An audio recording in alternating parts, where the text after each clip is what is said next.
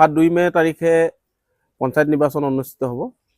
আমি দিনজয় পঞ্চায়তৰ অন্তৰ্গত 2 নং বৰবাৰী বঙালী ৱাৰ্ডত আজি মই অসম গণ পৰিষদ দলৰ সমৰ্থনত লেম্প চিনত অৱতীৰ্ণ হৈছোঁ। গতিকে আমাৰ গাঁৱৰ ৰাইজে মোক মনোনীত কৰি আজি প্ৰথম পৰ্যায়ৰ নিৰ্বাচনী প্ৰচাৰ আমি গোটেই ৱাৰ্ডটোত কৰি আহিলোঁ।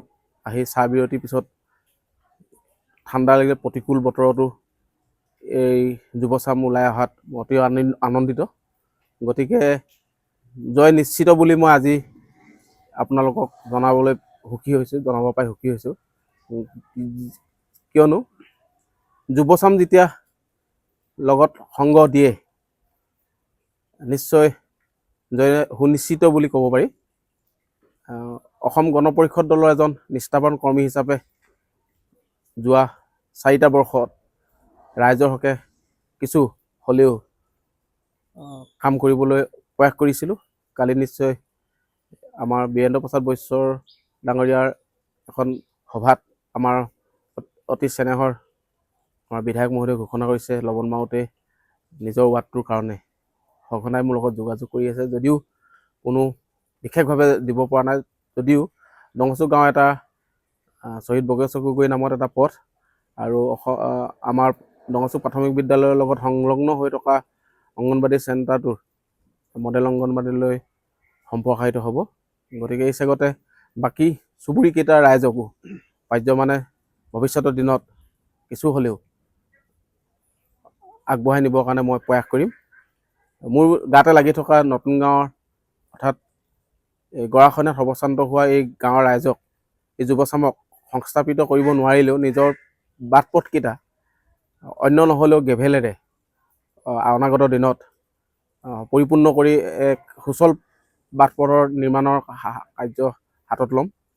আমাৰ মাইনৰিটি সমাজৰ যিকেইটা গলি বাট পথ আছে সেইকেইটাকো পাৰ্যমানে সময়ৰ সৈতে মিলাই উন্নতিকৰণ কৰিবৰ কাৰণে প্ৰয়াস কৰিম। লগতে চাহ বনোৱা ৰাইজৰ যিকেইটা বাট পথ আছে তেওঁলোকৰ বসবাস কৰা চুবুৰীকেইটাত সেইকেইটাও সমানেই আগবঢ়াই লৈ যাবলৈ চেষ্টা কৰিম। পথাৰলৈ যোৱা আমাৰ গাঁৱৰ এই যি গোবাটকেইটা আছে গোবাটকেইটাৰ পৰ্যায়ক্ৰমে আগবঢ়াই লৈ যাবলৈ চেষ্টা কৰিম।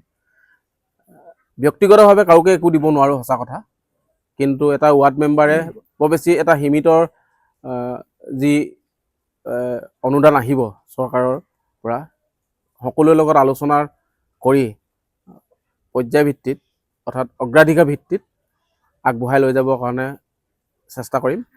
আৰু সদায় সততে সকলোৰে লগত চুবুৰীটোৰ অৰ্থাৎ ৱাৰ্ডটোৰ প্ৰতিটো চুবুৰী যুৱচামক লগত লৈ এক আলোচনাৰ ভিত্তিতহে কামখিনি কৰিবলৈ মই চেষ্টা কৰিম।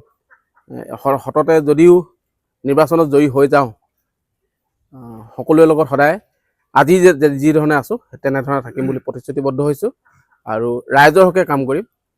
কিয়নো সংসাৰ নাইকিয়া মানুহ, সংসাৰৰ কোনো জঞ্জাল নাই, সম্পূৰ্ণ ৰাইজৰ হকে কাম কৰিম বুলি আজি আপোনাৰ এই চেনেলৰ জৰিয়তে মই মোৰ নিজৰ ৱাৰ্ডবাসী ৰাইজক অনুৰোধ জনাই মোৰ অহা 2 মেৰ দিনা অসম গণ পৰিষদ দলৰ